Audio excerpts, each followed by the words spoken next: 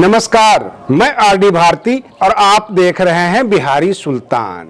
भाजपा में फूट पड़ चुकी है और बहुत जल्दी ही टूट होने वाली है।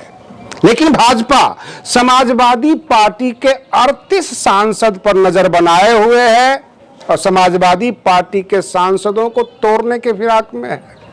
उधर टीएमसी के 20 सांसद जिसको काकोली घोष नेतृत्व कर रही हैं, एनसीपीआई में जाके जुड़ गई। लेकिन एनसीपीआई की जो डिमांड हुआ एनडीए के समर्थन देने में, उससे नीतीश कुमार और चंद्रबाबू नायडू ये फीके पड़ते हुए नजर आ रहे हैं। क्या बिहार में भी सरकार गिर जाएगी? क्या चंद्रबाबू नायडू को अब उतना महत्व नहीं दिया जाएगा? मोदी जी क्या करेंगे? किस किस को खुश करते रहेंगे? यहां पर एक ही कहावत फिट होता है, फंस गई रजिया गुंडों में। भाजपा को चाहिए 362 सांसद, अभी 312 हो चुका है। पहले 292 था और 20 सांसद टीएमसी वाला टूटकर जब एनसीपीआई में जुड़ गया और वो एनडीए को समर्थन दिया तो 312 हो चुका है। 362 क्यों चाहिए? क्योंकि भाजपा डिलिमिटेशन एक्ट को लागू कराने के लिए ये सारी तैयारी कर रही है हर जगह। अब कल का ही घटना देख लीजिए, कर्नाटका में भाजपा के 3 सांसद क्रॉस वोटिंग करके जेडीएस को हरा दिया, भाजपा को हरा दिया। तो वहां कांग्रेस की बड़ी भारी जीत हुई है। उधर झारखंड में आपने खबर पहले ही सुन रखी थी कि वहां भी भाजपा के विधायक जो है बागी हुए थे। तो भाजपा अंदर खाने बिल्कुल फूट पड़ चुकी है, टूट के कगार पर है। लेकिन डिलिमिटेशन एक्ट के लिए भाजपा इतनी उतावली है कि समाजवादी पार्टी के 38 सांसदों को तोड़ने के चक्कर में है।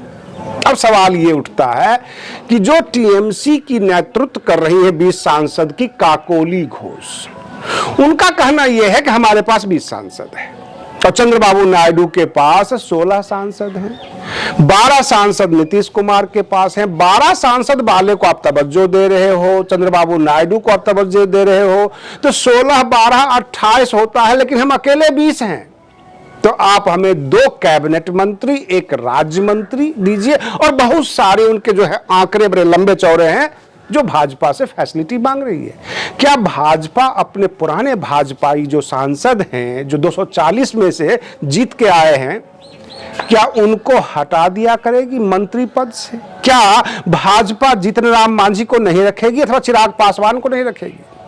क्या जदयू को अगर कुछ नहीं देती है या भाव न देना बंद कर देती है, क्या जदयू बिहार में साथ में रहेगी सरकार में? क्या जदयू फ्रस्ट्रेटेड होकर, नीतीश कुमार अपमानित होकर केंद्र से भी समर्थन वापस लेंगे और बिहार में जो सरकार बनाई हुई है वहां से भी समर्थन वापस लेंगे? आखिर आगे होने वाला क्या है? सबसे बड़ा सवाल है, ये बहुत बड़ी कंफ्यूजन है कि भाजपा बढ़ती भी जा रही है, टूटती भी जा रही है। जगह जगह टूट की खबरें, जगह जगह फूट की खबरें। जो नए साथी जुड़ते हैं वो अपनी मांग रखते हैं। अब किस किस का मांग पूरा करेंगे नरेंद्र मोदी अथवा अमित शाह जी? चाणक तो बन जाते हैं, लोगों को तो जोड़ लेते हैं, लेकिन जो लोग आते हैं वो अपनी डिमांड रख देते हैं। कहने का मतलब एक अबला नारी की तरह अभी हालात जो है भाजपा का हुआ पड़ा है। अबला नारी में ये कह रहा हूं इसलिए क्योंकि एक गुंडे से बचती है तो दूसरा गुंडा फांस लेता है। अगर चंद्रबाबू नायडू और नीतीश कुमार को अगर ये दुखी करते हैं तो 28 सांसद भागेंगे और 20 सांसद वाले को अगर खुश करते हैं, अब भाजपा किसको खुश रखे? जदयू को, चंद्रबाबू नायडू को, अथवा टीएमसी के जो बागी सांसद आए हैं एनसीपीआई का समर्थन जो दे रहे हैं उनको खुश रखेगी? भाजपा के लिए धर्म संकट है।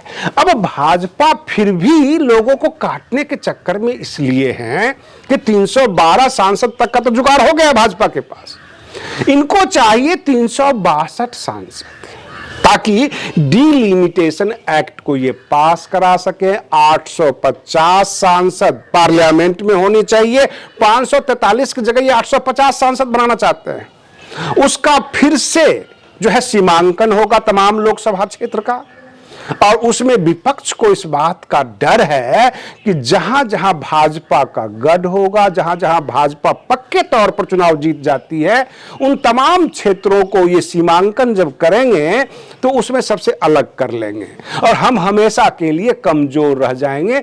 आम जनता को देखकर सीमांकन होनी चाहिए। आप अपने मतदाताओं की संख्या को देखकर उसी इलाके से सीमांकन करें ताकि हम हमेशा उस इलाके में चुनाव जीतते रहें। मैं आपको बताऊं, बहुत सारे दल, बहुत सारे नेता अपनी नेतागिरी चमकाने के लिए, अपना भविष्य सुरक्षित करने के लिए जातिवाद का सहारा लिया, बैकवर्ड फॉरवर्ड का सहारा लिया, मंडल कमंडल का सहारा लिया। लेकिन यह पहली बार हो रहा है कि हम सीमांकन करेंगे और ऐसे ऐसे क्षेत्र बना लेंगे जहां से हम हमेशा चुनाव जीतते हैं। कहने का मतलब यह कि पहले जात में बांट दो, भाइयों में बांट दो, अब क्षेत्र में बांट दो कि भैया वो सवर्णों का क्षेत्र है और ये बैकवर्ड क्लास का क्षेत्र है। ये हालात होने वाली है। प्रश्न ये उठता है, क्या टीएमसी के जो बागी सांसद हैं 20 जो एनसीपीआई में जुड़ गए हैं और फिलहाल काकोली घोष ने एनडीए का समर्थन दिया लेकिन साथ में मांग पत्र दे दिया है, क्या उस मांग पत्र को भाजपा अगर मंजूर कर लेती है तो जदयू और चंद्रबाबू नायडू और भाजपा के अपने सांसद जिनको वो कुर्सी पर से हटाएंगे, क्या वो साथ में रहेंगे? कहने का मतलब ये कि ये जिंदा मेढक तौलने वाला खेल है कि एक मेढक को तराजू पर बिठाओ तो दूसरा कूद जाता है, क्योंकि इनके पास 240 की संख्या है। ये समर्थन की सरकार है, जो केंद्र की सरकार एक समर्थन की सरकार है और समर्थन देने वाले बिल्कुल मुक्त भाव से नहीं आते। उनके मन में कुछ छुपी हुई होती है लालच, कुछ मांग कि हम समर्थन दें तो फ्री में क्यों दें। मैं अपने दर्शकों से भी कहना चाहता हूं, जो हमारे देश का मतदाता है, जो क्षेत्र की जनता है, यह भी वोट देने से पहले नेताओं से कुछ चाहती है। इसलिए तो ये सारी अफवाहें भी उठती है और बात हकीकत भी है कि पैसे लेके वोट देते हो, दारू मुर्गा पे वोट देते हो। ये लाछन लगते हैं आम जनता पर कि आप बिकाऊ हैं, आप अपना वोट बेचते हैं। तो नेता अपना समर्थन क्यों ना बेचे? और सवाल ये है कि जो ग्रुप, मैं वही ग्रुप ही कह सकता हूं क्योंकि एक एनडीए है, दूसरा इंडिया अलायंस, उसको इंडिया अलायंस भी कह सकते हैं। इंडिया अलायंस भाजपा की भाषा है, गोदी मीडिया की भाषा है, लेकिन है इंडिया अलायंस। तो इंडिया अलायंस कमजोर होगी तो ये समर्थन लेगी, अगर एनडीए कमजोर होगी तो वो समर्थन लेंगे। और जो क्षेत्रीय दल है, चाहे वो महाराष्ट्र का मामला हो, कहने का मतलब शिंदे गुट का मामला हो, शिवसेना हो, एनसीपी हो, कोई भी हो, बगैर कुछ लिए तो देना चाहती नहीं है। क्या नरेंद्र मोदी की सरकार, जिसमें अमित शाह चाणक्य हैं, सबको खुश कर पाएंगे? और कहीं ऐसा तो नहीं कि सबको खुश करने के चक्कर में खुद तितर बितर हो जाएंगे? बस टारगेट एक ही है कि अगर समाजवादी पार्टी के 38 सांसद को काट लिया जाए, कुछ इधर उधर से शिवसेना और बाकी लोगों को काटा जाए, तो हम 362 तक पहुंच सकते हैं।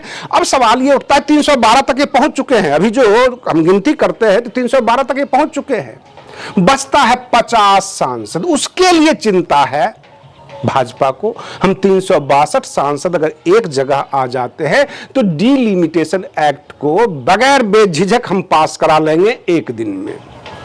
अगर समाजवादी पार्टी, जैसा कि अखिलेश यादव जी कहते हैं कि हम समाजवादी लोग हैं, हम टूटते नहीं हैं, बिकते नहीं हैं, क्या अखिलेश यादव जी के सांसद नहीं टूटेंगे? क्या वो नहीं बिकेंगे? भाई भाजपा है, इनके साथ अडानी अंबानी बड़े बड़े उद्योगपति हैं। जब ये बड़ी बड़ी कॉरपोरेट को खरीद सकते हैं, एनडीटीवी को खरीद सकते हैं, तो क्या सांसद खरीदना बड़ी बात है? क्या समाजवादी पार्टी के सांसद बिकाऊ नहीं हो सकते? अरे उन्होंने भी चुनाव पे खर्च किया है, उनका भी खर्चा पानी निकालना है। तो डाउट इस बात का है कि भाजपा कब तक ये कांड करेगी। आज के लिए बस इतना ही। आप बने रहिए बिहारी सुल्तान चैनल पर। हम फिर मिलते हैं अगले वीडियो में, तब तक के लिए धन्यवाद।